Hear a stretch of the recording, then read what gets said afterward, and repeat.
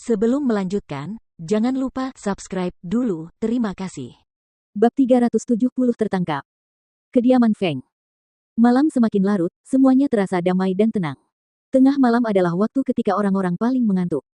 Meskipun kediaman Feng dijaga oleh orang-orang, namun, sesosok bayangan menyelinap ke dalam kediaman tanpa suara dan datang ke halaman Pak Tua Feng. Meringkik.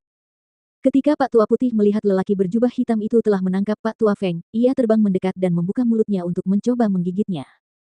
Namun, lelaki berjubah hitam itu melemparkan bubuk ke arahnya dan ia mengerang saat terjatuh ke tanah sebelum kehilangan kesadaran.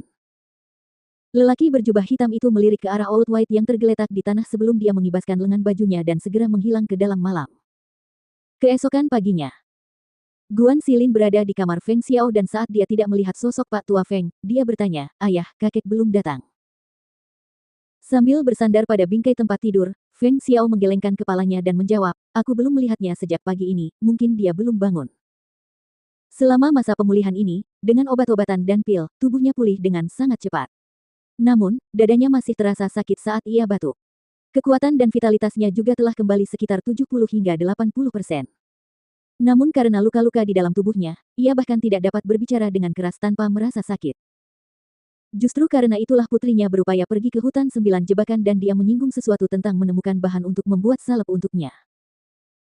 Hanya saja dia pergi selama beberapa hari dan dia bertanya-tanya kapan mereka akan kembali dan tidak dapat menahan rasa khawatir seandainya mereka menghadapi bahaya. "Apakah kamu sudah menghabiskan semua obat yang ditinggalkan Jiu kecil untukmu tepat waktu? Apakah luka di dadamu sudah membaik sekarang?" Lebih baik, tapi aku tidak bisa mengalirkan qi. Begitu aku mengalirkan qi, itu akan menyakitkan." Feng Xiao tertawa dan berkata, "Sebenarnya, ini sudah dianggap sangat bagus. Jika bukan karena keterampilan pengobatan ajaib Jiu kecil, aku khawatir aku bahkan tidak akan punya kehidupan lagi." "Ayah, kamu tidak perlu khawatir sama sekali." Jiu kecil berkata bahwa dia akan pulih sepenuhnya. Karena dia berkata begitu, itu pasti benar. Namun, butuh waktu bagi tubuhmu untuk pulih sepenuhnya, tetapi ini juga bagus. Setelah lukamu pulih sepenuhnya, kamu dapat berkultivasi dalam pengasingan. Aku percaya bahwa kekuatanmu akan meningkat pesat." Feng Xiao menganggukkan kepalanya dengan gembira sambil berkata dengan emosional, "Aku benar-benar tidak menyangka Jiu kecilku begitu cakap. Hari itu, ayah mengatakan kepadaku bahwa dia telah mengusulkan untuk pindah ke negara lain untuk menetap, tetapi menurutku, dimanapun kami tinggal, akan sama saja. Selama keluarga kita bersama dan hari-hari kita damai dan aman. Itu saja yang aku minta." "Benar sekali. Selama keluarga masih bersama, itu lebih baik daripada apapun." Dia menatap Feng Xiao dengan kilatan tekad di matanya dan berkata, "Itulah sebabnya aku harus terus berkultivasi dengan keras dan berhasil. Aku ingin masuk Akademi Nebula di negara Green Gallop. Dengan cara ini, aku dapat memikirkan cara untuk mengetahui lebih banyak berita tentang keberadaan orang tuaku. Aku percaya bahwa begitu aku melangkah keluar, aku pasti akan dapat menemukan mereka suatu hari nanti."